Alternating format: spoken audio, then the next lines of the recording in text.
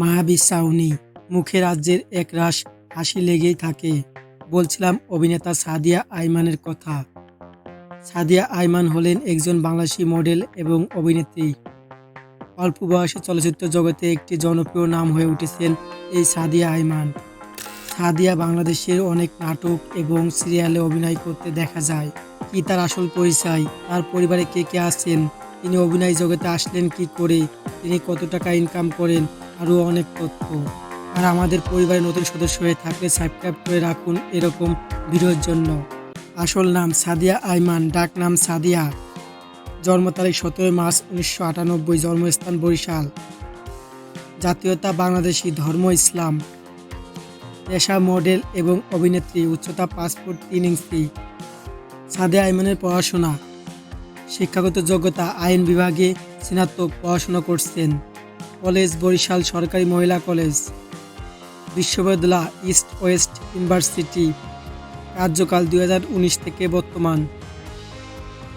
পরিবার, সাদিয়া আইমান পরিবারের ছোট মেয়ে, মা বাবা ও বড় একজন ভাই নিয়ে তাদের পরিবার। সাদিয়া আইমানের শখ হচ্ছে অভিনয় ও গান করা। গাড়ি, এখন পর্যন্ত তার কোনো গাড়ির তথ্য পাওয়া যায়নি।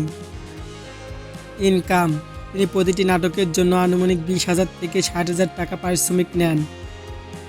তিনি নানা রকমের ব্র্যান্ডের বিজ্ঞাপন থেকে মাসে অনেক টাকা ইনকাম করে থাকেন। তিনি বর্তমানে আনুমানিক 20 লক্ষ টাকার মালিক।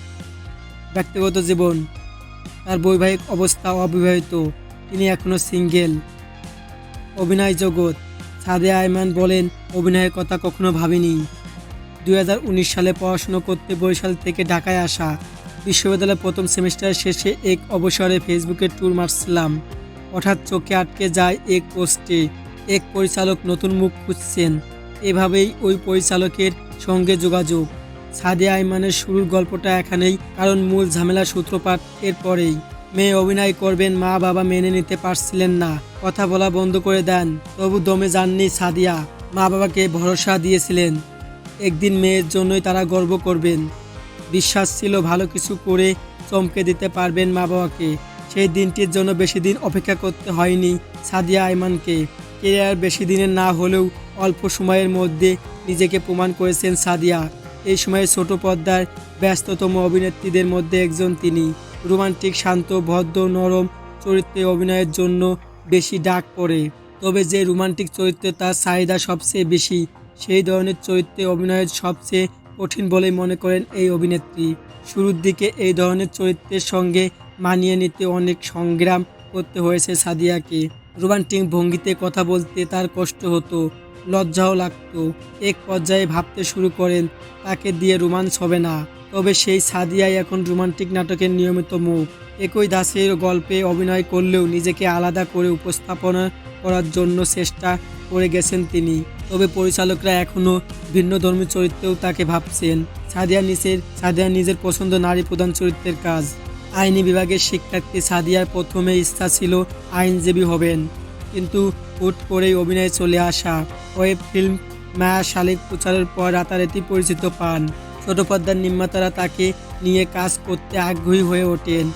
ভিউ নিয়ে মাথা ঘামান না সাদিয়া আইমান। তার ভাষ্য, এটা ভক্তদের ভালোবাসা, কারণ আমি গুণগত মানকে গুরুত্ব দিয়ে অভিনয় করি। নাটকের গল্পে অভিনয় আমার কাছে গুরুত্বপূর্ণ। এর মধ্যে কয়েকটি ওয়েব কন্টেন্টে কাজ করেছেন সাদিয়া আইমান।